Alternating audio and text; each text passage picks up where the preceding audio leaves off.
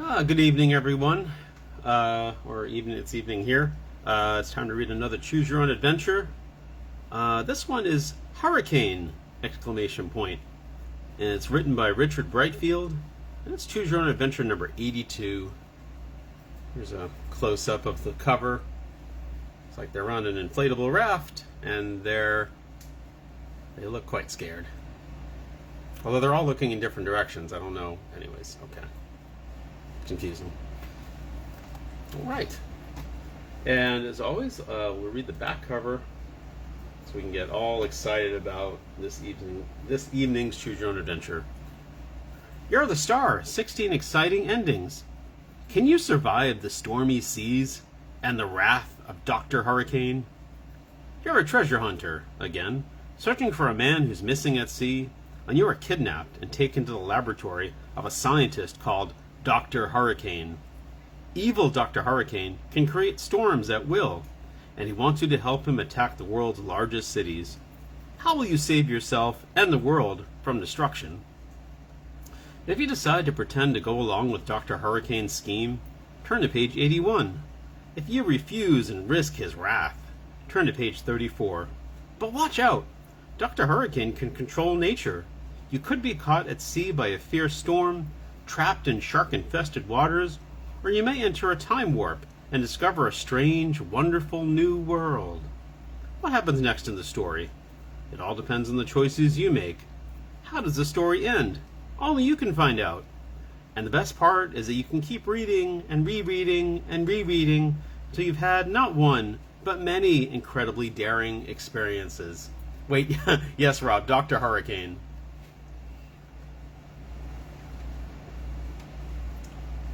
And I was thinking of I did find out earlier that it was actually a Dr. Hurricane.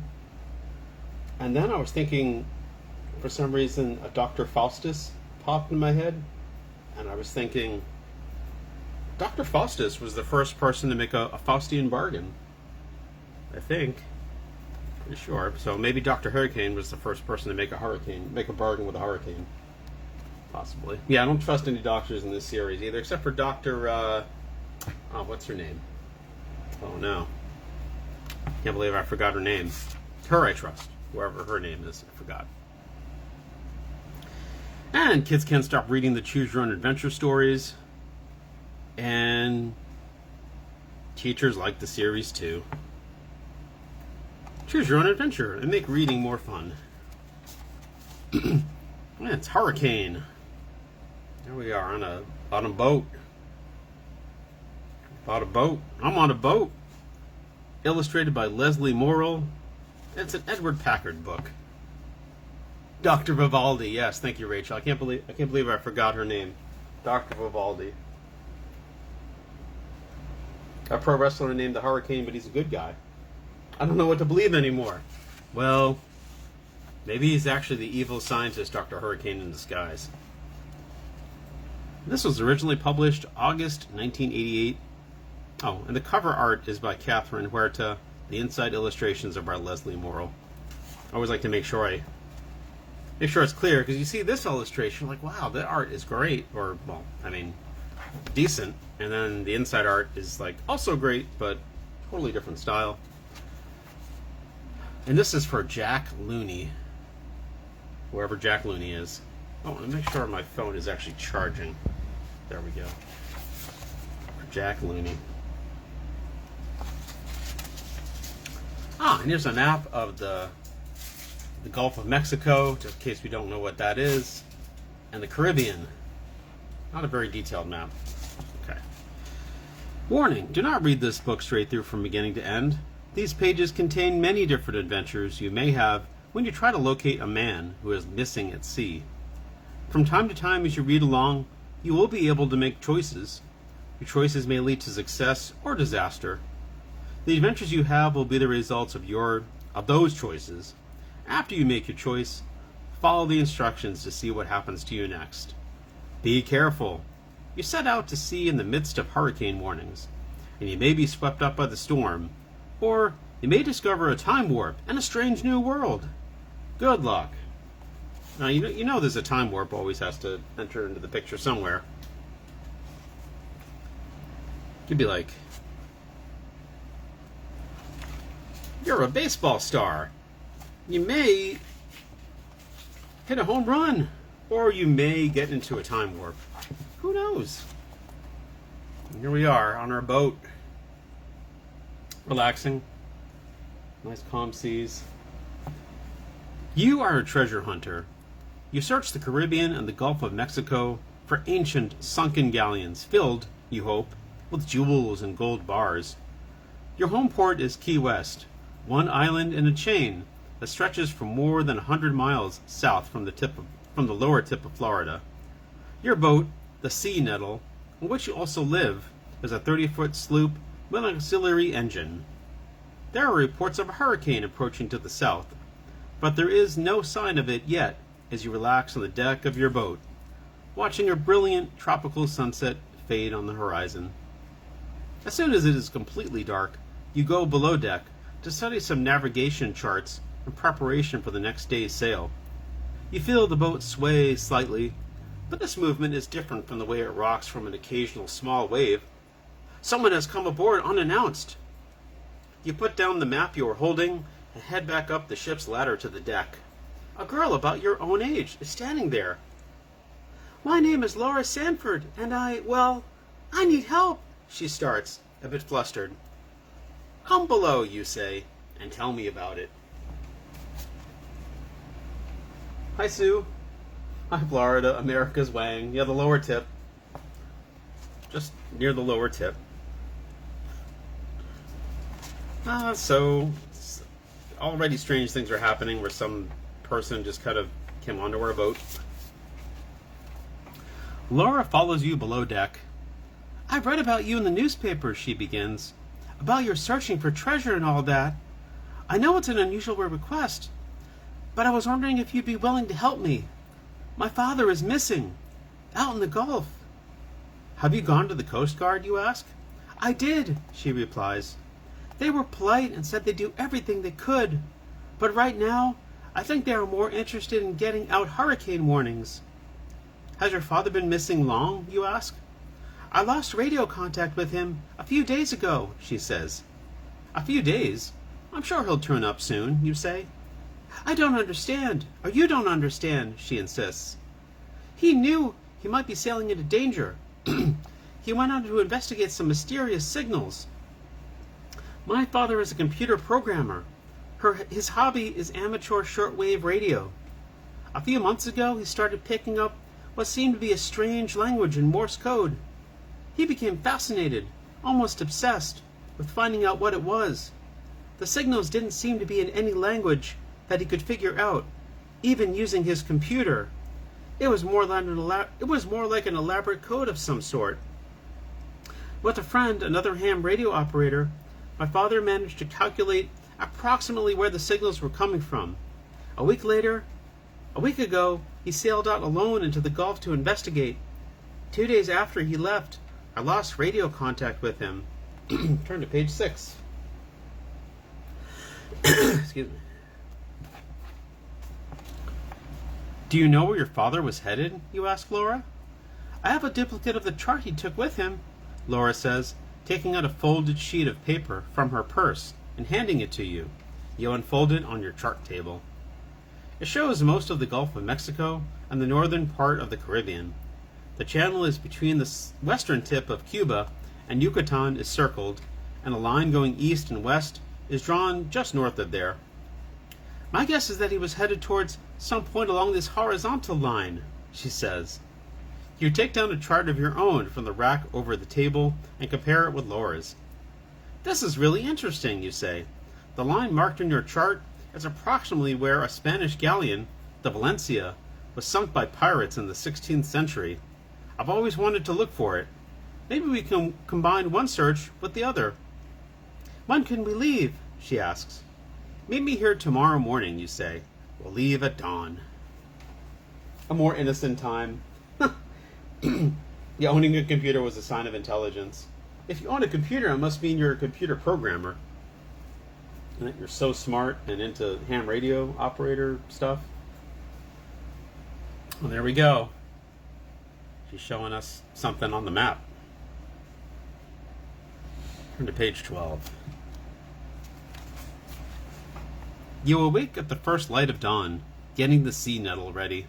Then, just as the sun's red arc appears above the eastern edge of the sea, you see Laura at the end of the pier, coming rapidly towards you. "I hope I haven't kept you waiting," she says, when she arrives at the boat, slightly out of breath. "No," you say. "I'm just about ready to cast off. We'll use the auxiliary and switch to sail once we get clear of the harbor." Laura steps aboard, and you start up the engine. Soon you are out beyond the reef, heading under sail towards the area in the Gulf indicated on her father's chart.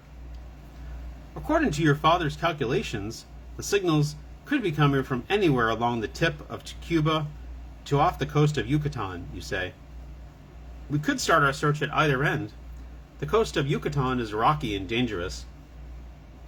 On the other hand, the Cubans might not like our getting too close to their shore.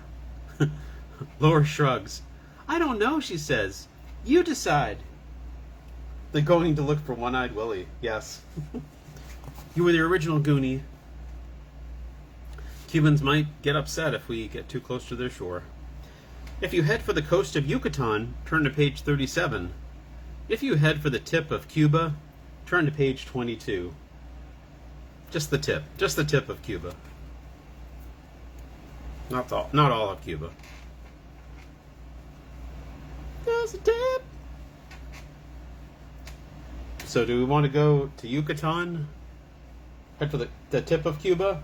Rachel says the tip of Cuba. Head for the tip. Or how about the coast of Yucatan? The Yucatan Peninsula.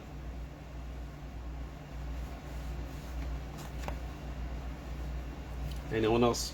Tip. Sue says tip. I guess we should head for the tip. Unless anyone else disagrees. Alright. I guess we'll head for the tip.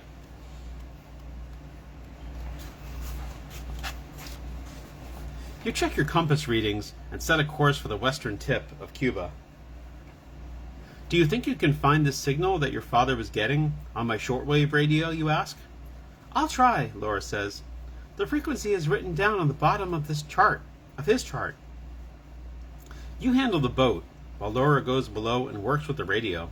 After several minutes, her head pops up out of the hatch. "I think I have it," she says. You tie down the tiller and go below. You've listened to a lot of dots and dashes, but this signal is really strange. "It's certainly not ordinary Morse code," you say, "but with some luck, we may discover what it really is." You go back up topside and run up full sail. You sail all day, and late in the afternoon, you are near your destination. With a major storm coming, the sea is strangely calm. The wind dies, and you find yourselves drifting. You try to start up the engine, but your batteries are dead, and none of your navigational instruments are working. Oh no. What's going on? "What's wrong with the boat?" Laura asks, very concerned. "I'm not sure," you say. "Maybe there's some strong magnetic interference in this area." You drop anchor and wait. Darkness comes quickly, as it does in the tropics. You both sit there listening to the gentle slap of water against the hull. "There's a hurricane coming, but you'd never know it here," you say. "It's what they call the calm before the storm," Laura says with a laugh. Then, with a more serious sound to her voice, she adds, "I sure hope we find my father soon. The stories I've heard about hurricanes scare me." Suddenly, out of nowhere, a bright light appears across the water, directly ahead. "Look, that must be another boat," Laura says. "It seems to be coming towards us awfully fast." "Too fast," you exclaim. "It's about to crash into us." Turn to page 16.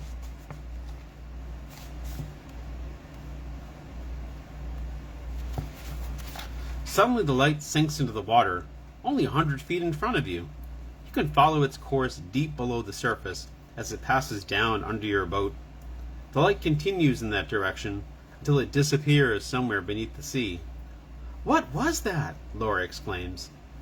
It must be some kind of submarine, you say, but I've never heard of one that could move that fast. You both sit there for a long time, staring into the water, wondering if the strange light will come back again. Finally, you fall asleep on deck. Turn to page 26. The glow of the early morning sun wakes you up the next day. The sea is much rougher, and there is a stiff breeze blowing from the northeast.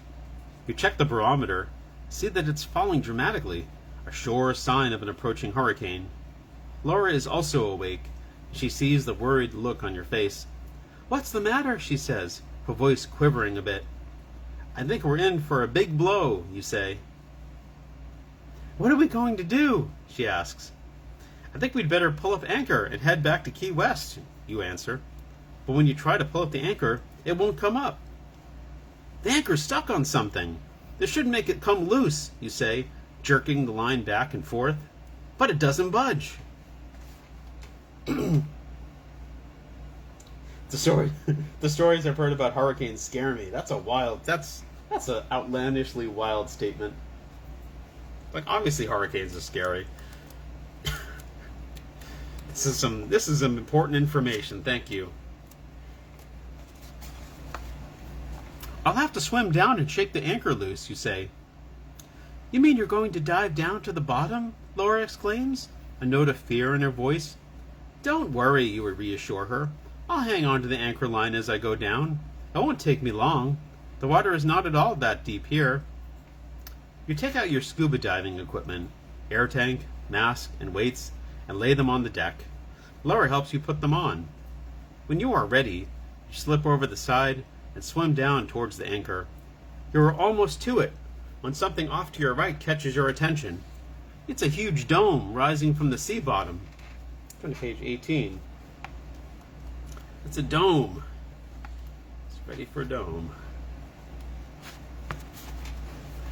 Leaving the anchor line behind, you swim towards the dome. As you do, you try to figure out its size. Maybe 50 feet high and just as wide. When you get closer, you notice something else. The surface is translucent, and through it, you can make out vague rectangular shapes. You swim right up to the surface of the dome, press your mask right up against it. The shapes are clearer and look like small buildings.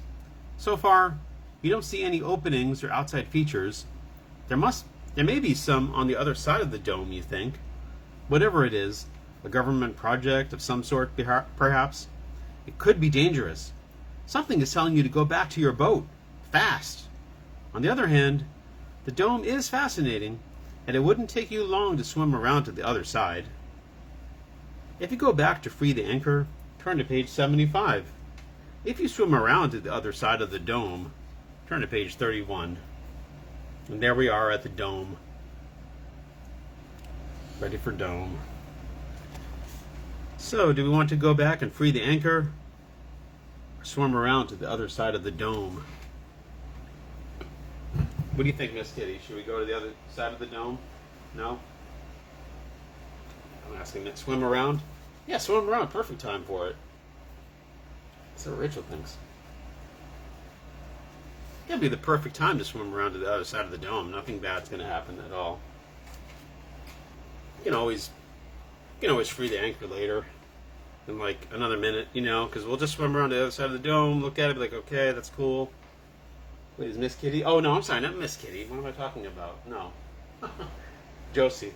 No, Miss Kitty is not in the house. I was with Miss Kitty earlier. We were hanging out. And then it started raining. So swim around. I guess we should swim around to the other side of the dome. Josie is offended. I'm sorry, Josie. Jose, I'm sorry. All right. I wrote something that didn't show up. Really? Yeah. I said, Chris is talking to a cat who is not here. I said it before Rachel said it. That's so weird. I don't. And there's maybe comments. Maybe it got blocked or something. Maybe you used inappropriate language. All right. I guess we'll swim around to the other side of the dome then. Let's do it.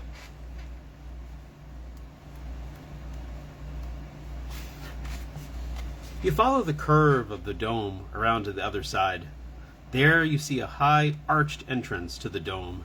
As you float, suspended, trying to figure out what to do, you feel a rush of water as something, or things, speed by, just over your head.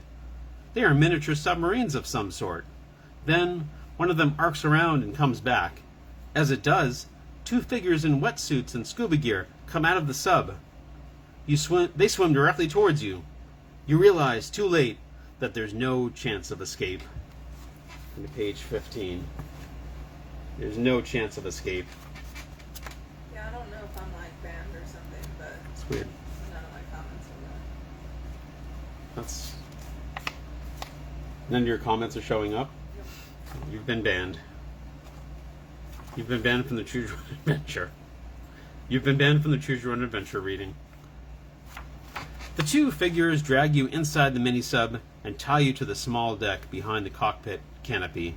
Then, they pilot the sub through the arched entranceway into the dome. The sub heads towards a tubular passageway. Then, it rises directly upward, surfacing in the center of a wide pool. The sub moves to the edge of the pool, and the two wetsuited figures pull you out and onto a dock. They tie your hands behind your back and push you towards the door of a cube-shaped structure. Inside is a brightly lit and richly decorated office. A middle-aged bearded man is sitting behind a wide marble-top desk. He beckons you. Come in, he says. Come in, everything's fine. I'm just going to be... Valerie, see if you can reply to me. Yeah, I did a bunch of comments and I just replied to Rachel's thing. But I did that thumbs up on her. Yeah. That's so weird. You did that? Okay, so the thumbs up showed up. Well, that's fine. Yeah. You could just do thumbs ups then. So here's this middle-aged bearded man. Turn to page 5. Yeah, what's going on with Facebook? Admire your courage in approaching my dome, the bearded man says. Perhaps, unlike Mr. Sanford, you... Well, no matter. You are welcome. Where am I, you ask, trying to sound calm. Ah, a good question, the man answers. You are inside a pressurized dome that was built in Japan for use as the headquarters of a large undersea fish farm. My men and I intercepted it as it was being towed on the surface to a location off the American Gulf Coast. We disposed of the towing crew and placed it here on the sea bottom as the nerve center for my own operations. But what, you start. What is my operation? The man interrupts. I have developed a way of steering hurricanes to any spot on the Gulf or East Coast of the United States. I went to the American government and offered them my services, but they just laughed at me. They nicknamed me Dr. Hurricane in jest, a name that I have taken from my own. Now I'll show them. Unless they pay me $50 million every year, I'll hurl hurricanes at all the major cities on the coast. Turn to page 9. Now, this guy sounds like... Is this Dr. Hurricane or Dr. Evil? You can direct hurricanes, you gasp? How can you do that? If you really want to know, chuckles Dr. Hurricane, my subs patrol the edges of the storm and fire rockets into it that explode and seed the storm with special chemicals I've developed. I use my computers here in this dome to calculate exactly where these explosions must take place. And you radio the locations to the subs with a special code, I'll bet.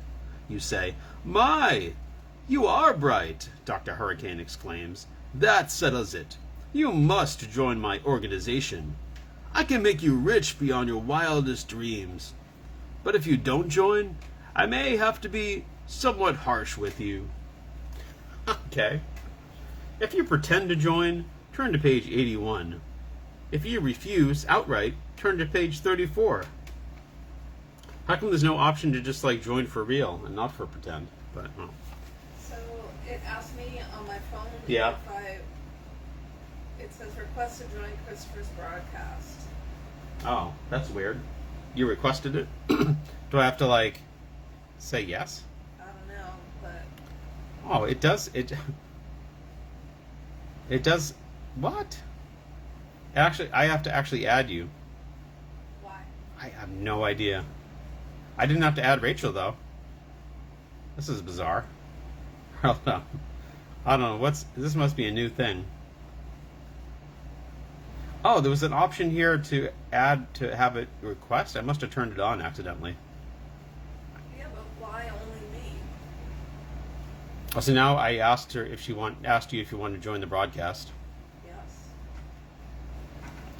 I don't know why. My audience is set to custom, so only the people you select can watch this live broadcast. What the heck? Except for Rachel and my mom. They didn't. Yeah, the first three. Hold on a second. This makes no sense. This must be like a new option or something. I can invite friends to watch. Oh, sorry about this. I turned off. Wait, I think it's asking. This is bizarre. And then I have to ask you if you want to join. Okay. Did you get a thing? Chris, maybe S? Relaunch? Should I maybe relaunch? Oh, hi Beth. Well, now Beth was able to join. I didn't have to invite her. You're the only person that had to be. It's like a vampire. You must invite us in. Yeah, Beth's in. So I don't know. That is so weird. All right, so we were searching for this girl. This girl asked us to help her find her father who was lost at sea, and then something happened to our boat. We died. The anchor was stuck, so we died below the sea to try to free the anchor, and then we found this dome, and then we were kidnapped by this guy named Dr. Hurricane, who's very evil and wants to use his weather controlling technology to send a bunch of hurricanes. Is everyone commenting on Apple products? Maybe it's a device issue. I don't know. I think I turned off the feature that.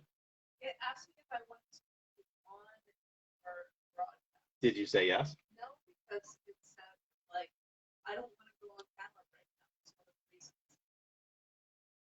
Like it wants you to go on your broadcast. Well, that's bizarre.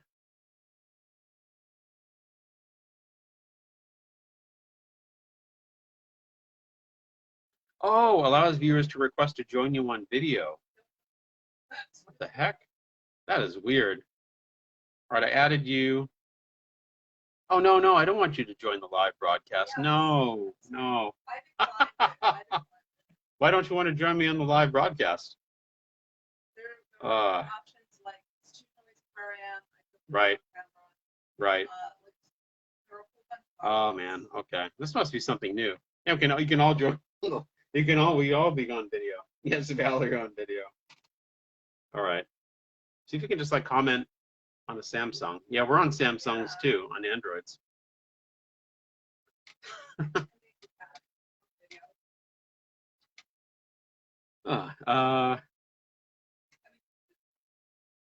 Try to. You're watching it, right? And you can make comments. I didn't make comments. Right. No, I don't want to do that. Yeah, I don't. It's so weird. Everyone else has been able to join, but you. I mean, you don't know if everyone- Oh, that's true. Well, I mean, the people that usually join. I haven't heard from Rob. Rob, yeah, no, I haven't heard from him since the very beginning, but he was able to. So was I. But I haven't. And you made a comment in the beginning. Yeah, but I Oh. assumed that the only reason I noticed is because I said that you were talking to Catherine's here. Right. And I never saw that comment. Right. Well, I mean, I can restart it. No, All right. All right. Well,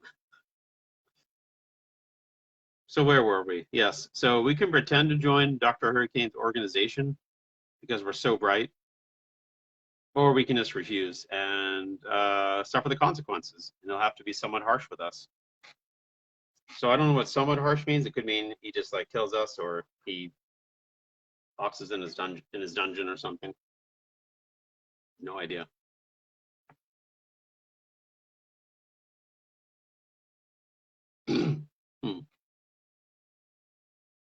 Pretend to join. So it's pretend to join or refuse outright.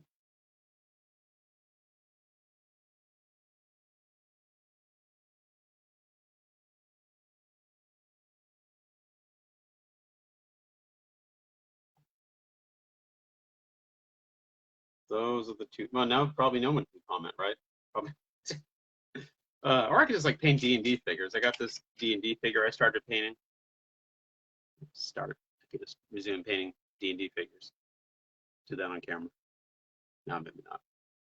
I do like how that's been turning out, though.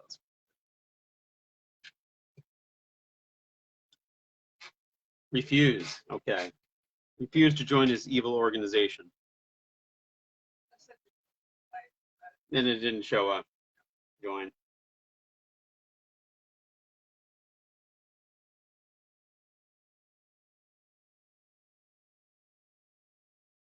Anyone else for refuse?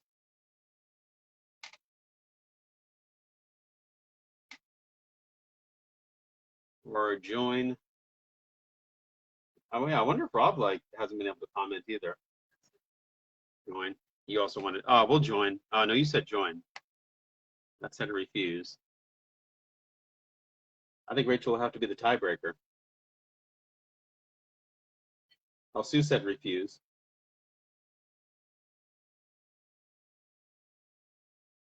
Yes, refuse. And Valerie disagrees. I guess you've been outvoted, Valerie. I know. I'll have to figure out what's going on with that. Oh, you said refuse earlier? That's weird. Did I miss that?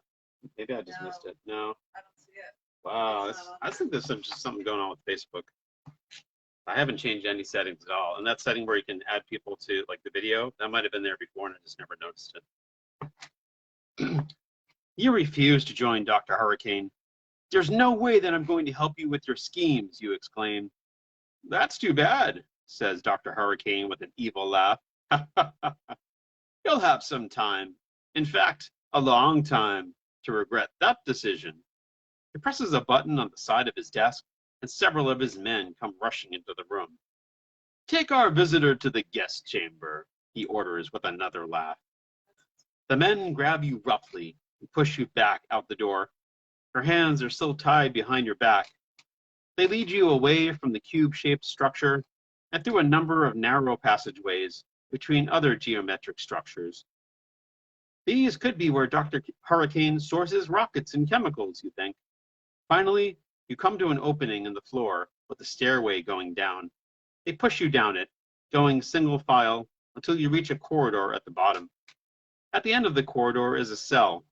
They open the door and shove you inside so hard that you stumble, breaking the fall with your shoulder as you go down. The door is slammed shut behind you. You lie there, stunned, for a few minutes. Then, as your eyes get used to the dim light, you see that there's a man crouched in the corner. You could see her reactions.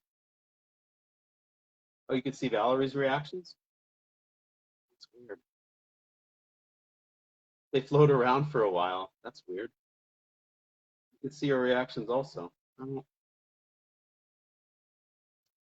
Oh, I see her reaction. I see Valerie's reactions too. Yeah, the sad face. I see them come up on the phone. Oh, I don't know of anything that I did. Oh, and there's icons in the top right that let me click on them to like put people on camera if they want to be on camera or something. I don't know why. It's like Facebook's trying to get everybody on camera. I don't know why. Are you all right? The man asks. I think so, you say, managing to push yourself up to a sitting position, except for my hands tied behind my back.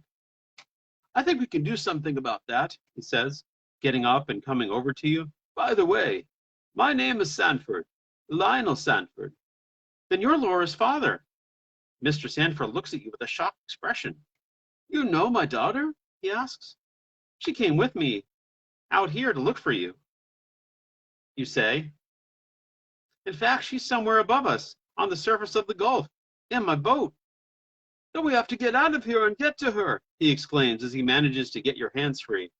I've heard from the guards that Dr. Hurricane is about to steer the center of a hurricane past this exact spot in preparation for directing it at one of the major cities on the coast. What can we do, you ask? There's a spy in Dr. Hurricane's organization, a man named Conrad. He's going to help us escape, and soon. Turn to page 4.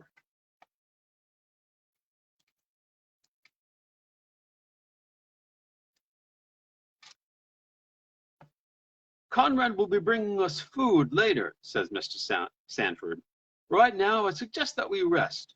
We'll need all our energy when it comes time to break out of here. You try to rest, but you're too nervous. Everything has happened so quickly. After what you guessed to be about an hour, there was a soft knock at the cell door, and the small panel used to pass the food through opens. I haven't been able to get the key to the cell just yet, Conrad whispers. It will take me a couple of hours more, but I brought along a fire axe. I can try breaking the cell door open now.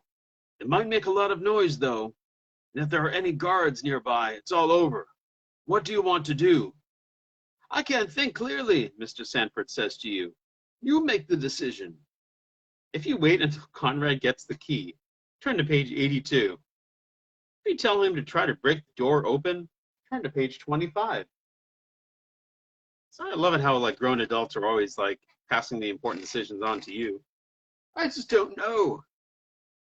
You, 12-year-old, you make the important decision that could get us killed. So should we wait until Conrad has the key, or just try to break the door open? Decisions.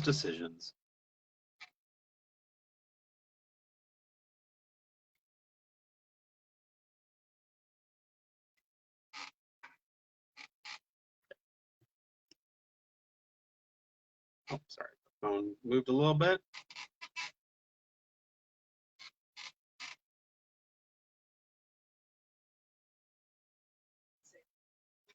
Wait for the key. Okay, Beth says break the door. Valerie says wait for the key.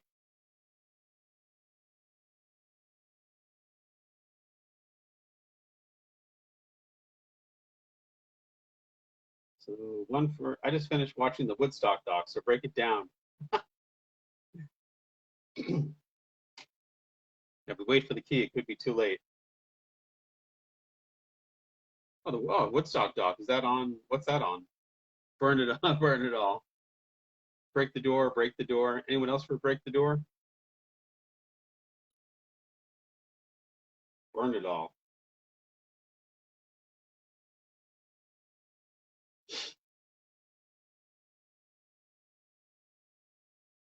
All right, I guess we'll break the door down. See how that works out. Oh, Netflix, okay. I'll have to check that out. What's that? It's not a good documentary. Oh, really? Oh, Woodstock. Oh, not the original Woodstock. Woodstock 99. Not the good. You said not the hood Woodstock. What's that? I would like to see a documentary about the good Woodstock. Woodstock 99 sounds. Yeah, it does sound problematic. All right, break the door down. 25. Whoa. You tell Conrad to try to break the door down. With the hurricane coming, I think we'd better take a chance and try it now. All right then. Stand back from the door, Conrad says, lifting the axe over his head. He brings the axe down full force against the door, right next to the lock. The noise of the blow reverberates through the narrow corridor outside the cell. Then silence. All three of you listen to hear if anyone is coming. Still silence. I think the door gave a little, Conrad says. I'm going to give it a shove. There was a dull thud as Conrad hits the door with his shoulder, followed by a splintering sound as the lock breaks and the door swings open. There he is. Is he in his bare feet? Doesn't sound safe. Might step on some splinters or something. Turn to page 8. Okay, let's go, Conrad says. You and Mr. Stanford. Mr. Stanford?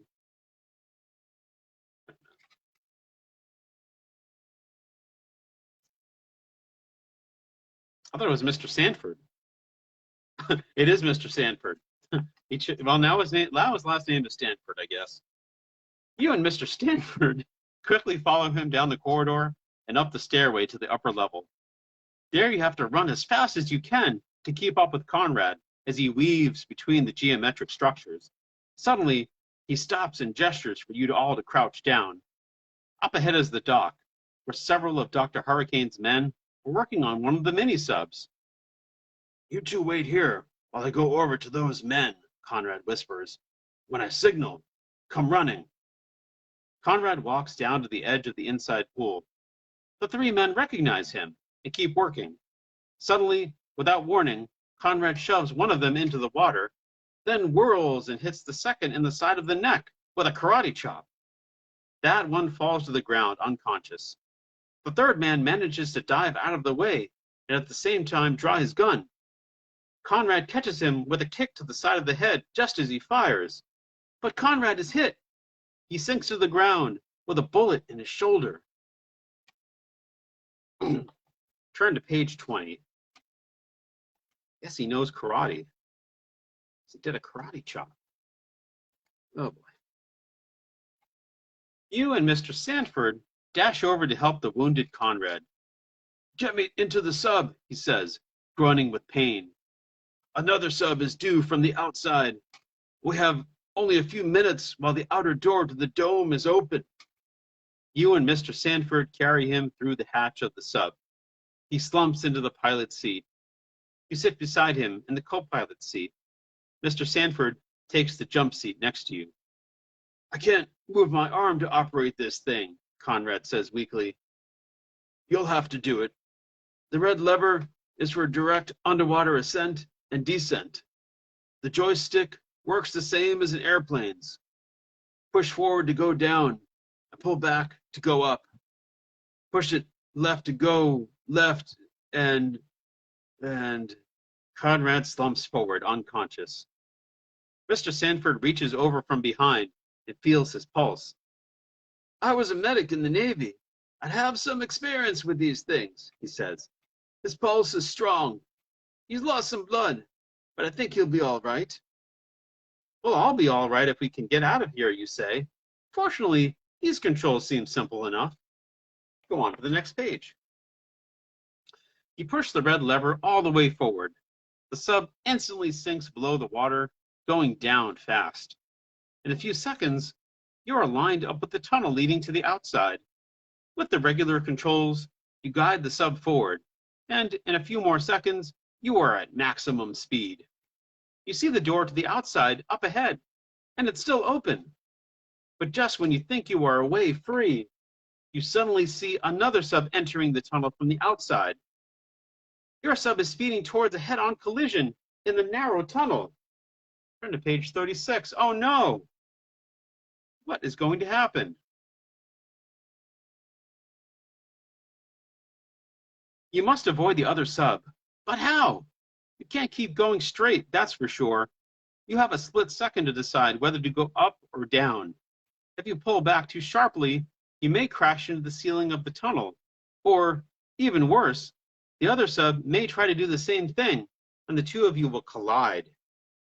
You can also dive and hope that the other ship will go up. If you pull back sharply and try to go over the other sub, turn to page 68. If you dive down to the bottom of the tunnel, turn to page 50. So do we try to go over the other sub? Or do we dive down to the bottom of the tunnel? Pull back sharply, Rachel says. Pull back sharply. That'll let us go over the other sub. Or hopefully let us go over the other sub. Anyone else think we should pull back sharply? Or dive? Or does someone think we should dive down? Pull back. You angry about something, Moms? You mad about it? Meow. Okay. So Beth and Rachel said we should pull back. And Sue also says we should pull back. I think we will pull back sharply. Okay. You pull the throttle back and the sub zooms up. Unfortunately, the pilot of the other sub decides to do the same thing. Wham! Both subs collide and explode in one titanic blast. The walls of the underwater tunnel are blown outward in all directions, smashing the under part of the dome and setting fire to many of the rockets that Dr. Hurricane has stored there. Suddenly, the whole dome erupts in a huge explosion that blows a column of water and steam hundreds of feet high on the surface of the area.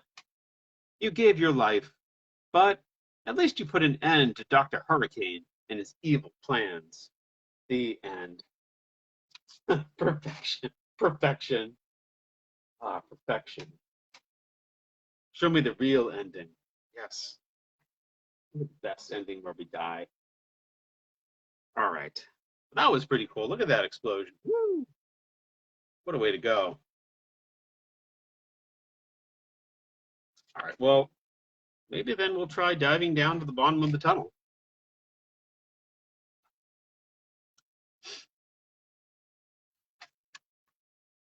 You push the control stick forward. Instantly, the ship dives to the bottom of the tunnel. At the same moment, the other sub shoots upward. Even so, you miss each other by only inches, and your sub scrapes bottom for a moment with a screeching sound. Seconds later, you are through the outer door and free of the dome. You put your sub into an almost vertical climb at full speed. The miniature sub breaks through the surface of the water like a missile shot from below. It shoots several feet into the air and then splashes down again on the surface with a jolt. And there we are, piloting the sub. Pressing, got one hand on the joystick and pressing a button or something. Yeah, that was a hilariously bad ending. Tornado. That's a happy-ish ending. Yeah, it's pretty happy. I mean, we saved the world from his evil tornadoes. Maybe we should have just stopped there and be like, oh, it's not going to get any better than that.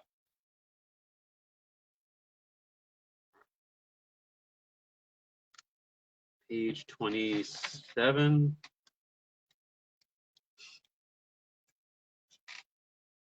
The sudden ascent leaves you breathless, but there's no time to waste. There's no time to rest. You see the sea nettle bobbing on the choppy sea not far away. Conrad groans and opens his eyes. Where are we? He asks. We're on the surface of the Gulf, you say. There's my boat over there. Is my daughter all alone on your boat? Asks Mr. Sanford. She is, you answer. I'm heading for it now. The fuel gauge looks pretty low, Conrad says. In fact, we're almost empty. We got out of here anyway, you say, trying to remain hopeful.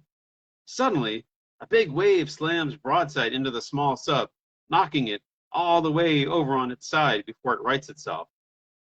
The sea is getting rough, says Mr. Sanford. I hope Laura is all right. We'd better hurry.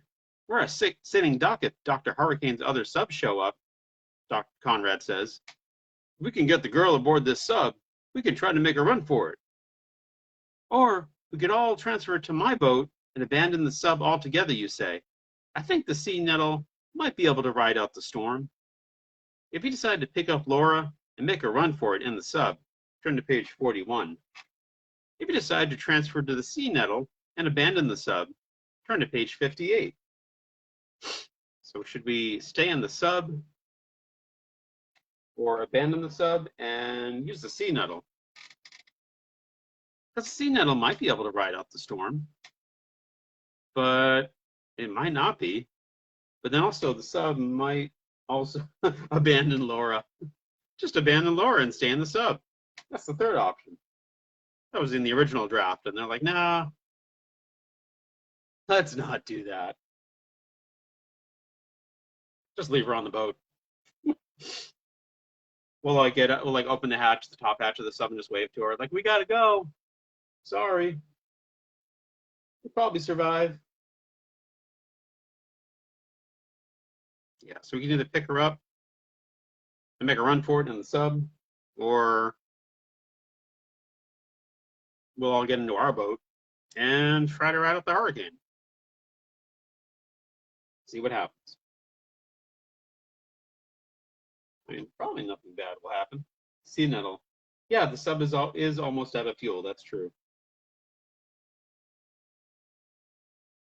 So, yeah, so that's our options: the Sea Nettle or the sub. Yeah, if the sub's almost out of fuel, then how are we gonna?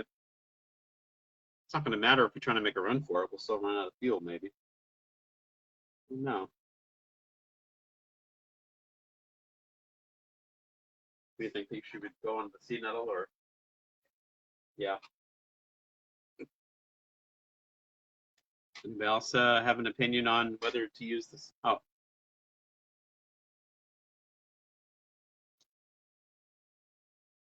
Sea Nettle. Well, we can't abandon Laura. That's not an option, unfortunately. All right, I guess we'll transfer the Sea Nettle. We'll do that.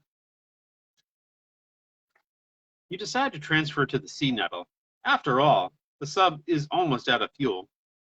You manage to get close to your boat during a momentary lull in the storm. A little maneuvering, and you are right alongside.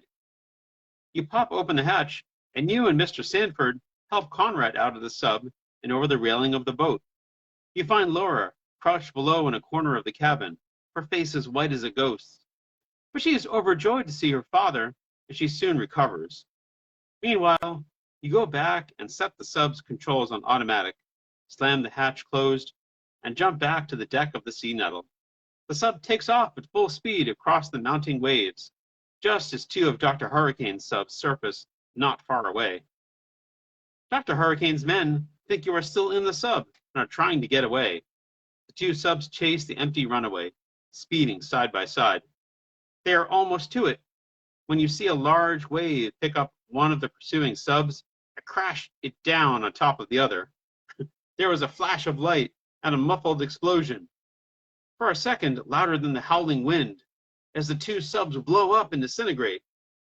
At almost the same moment, your anchor line snaps, and the Sea Nettle is itself caught broadside by a huge wave. Oh no.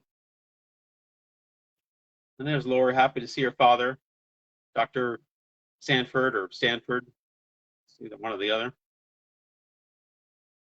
Okay. There's Conrad, sort of. Their hands are in the way of the space. All right, turn to page 46.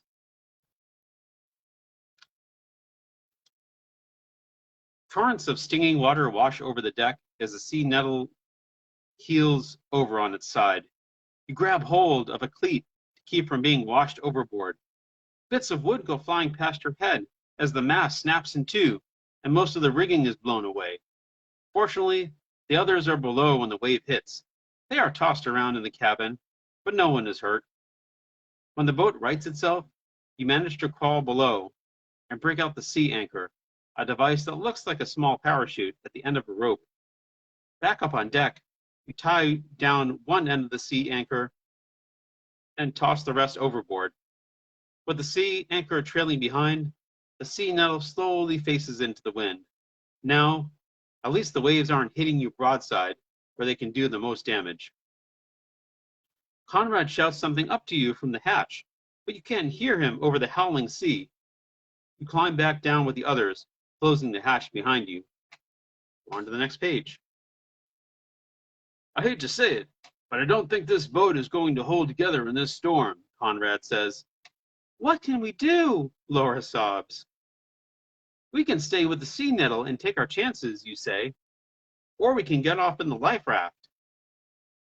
It's possible that the raft may be better able to survive this kind of sea, but you must decide quickly. If you wait until the last minute, you may not be able to get off the sea nettle at all. If you decide to stay with the sea nettle, turn to page 29. If you go on the raft, turn to page 17. Well, it shows us on a raft, but we don't look too happy on that raft. So, no.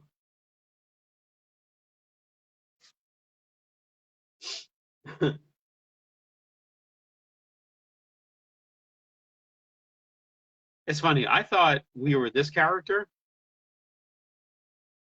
in the book. And I was like, oh, that's cool. We're a girl in this book. We're like doing stuff and we're, taking charge. And that these were like the other people. But I guess that's actually supposed to be Laura. She's not really doing anything. Yeah. That's kind of disappointing. Or get off on the life raft and fulfill our dream of the cover actually happening in the book. Yes. Get on the raft. That says also get on the raft. Anyone else think we should get on the raft?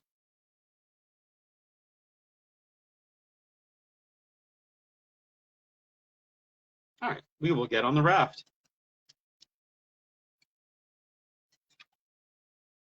You decide to use the raft. All of you struggle back up to the heaving deck.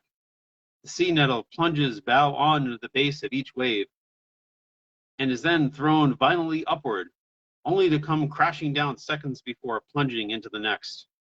The salt spray whips across the deck, almost blinding you. Somehow, you manage to get the raft inflated with a hand pump, and you all climb in. The next wave is a monster. Tons of green water crash down on the deck, splintering the cockpit and smashing open the hatch. What feels like a giant hand picks up the raft and lifts it away from the boat. The sea nettle, now half filled with water, wallows in a deep trough for a few seconds, then, with the next wave, sinks straight down into the sea. I guess we made the right choice there. For the next 2 hours, the four of you cling to the raft, hoping that the colossal waves won't flip it over. The raft goes up and down over the waves like a car on a roller coaster. A torrential rain pelts you, making it hard to breathe. Finally, just when you've almost given up hope, the storm seems to die down a bit. Though the sea is still very choppy, it is definitely calmer. With a hand pump, yeah. Somehow you are able to inflate the raft in the middle of a hurricane with a hand pump. I don't know how we did that, but as soon as like, yeah, get on the raft. Yeah, that was definitely the right call to get on the raft. All right, page 28. Is the worst part over? Laura gasps, gazing out at the storm. I wish it were, answers her father. I think we're just going into the eye of the hurricane. We're going to have to go through the whole thing again. I don't understand, Laura says. Hurricanes are like gigantic rotating donuts, hundreds of miles across. They go counterclockwise in the northern hemisphere and clockwise in the southern hemisphere, Mr. Sanford explains. The hole, or eye, at the center is usually about 25 miles wide, but the sea is calmer there, though still very choppy. Winds of around 80 miles per hour are in the outer ring. At least if we're in the eye, we'll get a short rest, you add. Half an hour later, a bit of hazy sunlight streaks down from above. Hundreds of birds are flying around or floating in the water. Some even try to land on the raft. Towering gray walls of dark clouds surround you on all sides. The hurricane is too high for the birds to fly over, so they try to follow the eye until the storm peters out, you explain. It's too bad we can't do the same thing, Laura says. We might. We could keep this raft going at 30 miles an hour. Suddenly, there was a strange sound in the air. Look, Laura shouts. A plane!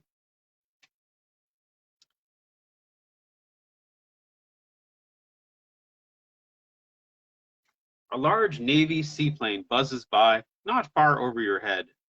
It banks around and comes back, its nose into the wind. The force of the wind holds it almost stationary above the raft. A sailor with an amplified megaphone leans out of an open cargo door in the side of the plane. "We can't land! The water's too rough," he shouts. "Stand by to grab hold of the air-sea rescue net." Moments later, the bottom of a broad net at the end of a heavy rope comes tumbling down into the water. The plane maneuvers so that the net sweeps over the raft. You all grab hold and hang on for dear life. The net rises slowly, and many hands grab hold to pull all of you in when you are close enough to the door. "Lucky we spotted you," says one of the several Navy technicians inside. "We fly in and out of the eye of each hurricane to gather data and get fixes on their exact centers. We send the information via satellite to the National Hurricane Center in Miami." Turn to page 89. Well, that was very lucky of us. Is that true? I've never heard of such a thing. With the birds following the eye of the hurricane? About the birds? Yeah, I've never about it all. And how is it that Laura doesn't know any of this stuff? Like, if her father is like so knowledgeable, like he never explained any of this to her in her life. Like the first time he's like actually had a conversation with her.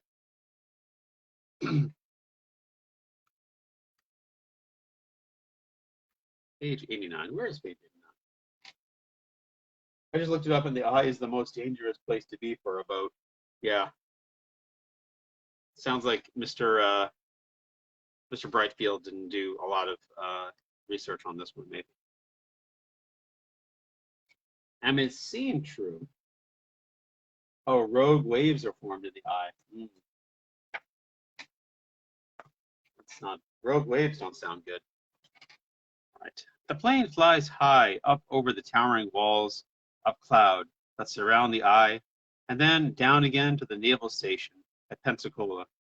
Here, the skies are still blue, with only some low-flying scud clouds blowing in, clouds that herald the approach of a hurricane. Conrad is rushed to the Navy hospital for treatment of his shoulder.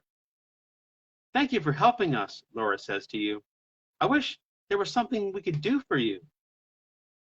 "Maybe when I get another boat," you start. "We'd love to go treasure hunting with you," they both say in unison. Aw, the end. Yeah, sounds good.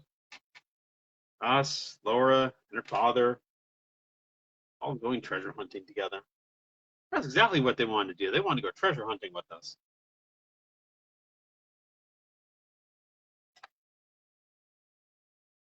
What? There's some other stuff about ancient pyramids and like pirates and stuff. So obviously, a lot of other adventures that could be had. That was pretty weird, though. Yeah, that was pretty good. Oh, I saw a shark. Let's see what was on the back cover. Oh, the Choose of a New Generation. What's this? The adventure continues with 4 new Choose Your Own Adventure stories. Choose Your Own Adventure is better than ever before, featuring more thrills, mystery, and intrigue in stories that last longer and offer more challenges than ever before. Wow. I think we've read all these. Invaders of the Planet Earth, Space Vampire, Brilliant Dr. Wogan, Beyond the Great Wall. I don't know if we've read that one. Probably decided to avoid that one. In Longhorn territory. Get a Bantam Shop at Home catalog for only 50 cents. Oh, you can purchase a book for only 50 cents. Super Adventures. I want to read a super adventure. That's got more excitement, more action, more adventure. I think it's like a longer book too. We could find one of those someday. Yeah. Well, Leslie Morrill illustrated the Bantam Classic Edition of The Wind in the Willows. That's cool. And Richard Brightfield studied biology, psychology, and archaeology. Cool. All right. Oh, the bird thing appears to be true, though. Okay, so he did do some research. Well, 1988, so you couldn't just do the research on the internet. You had to actually go to the library or something, or check your collection of encyclopedias. Oh, Brightfield has co-authored more than a dozen game books with his wife Glory. The Brightfields and their daughter Savitri live in Gardner, New York. Well, in 1988. That's, oh, well, I guess I'll stop here. It's a good time to stop. We had a great ending at first, and then an ending that was okay. So, yeah, yeah. So I said next week maybe we'll read. I don't think we read the earthquake one yet. I don't think. Or should we? I don't know if we want to follow up hurricane with earthquake. That might. I want to take a break from natural disasters. There's one called Alien Go Home. Or there's one called Smoke Jumper where you have to fight forest fires and stuff. I think.